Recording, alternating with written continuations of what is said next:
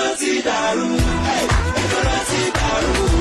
Owó ẹ̀fẹ́ máa rànjú, rántí fún mi rántí ìlú Ìbàdàn. Ìgboro ti dàrú, ìgboro ti dàrú.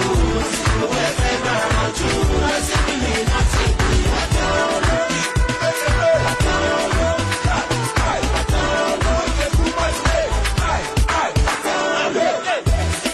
It's time to jubilate, call your friend, make we all go celebrate. Every bush alone, now my success, I dey celebrate. I'm a lele, no dey parabulate, follow the beat, this one no be gang. Oh yeah, shy you plenty, anyone you want, I be not squatting. Ayele, ale, baby, go, go.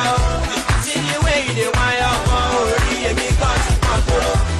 Oh yeah, do coco, me and you, make we enter the Congolo. Brother, leave ya again, and me be a mama, love and me show you. Enemy say my shot, every rocket you gon' lead it. I'm a maro, call up there.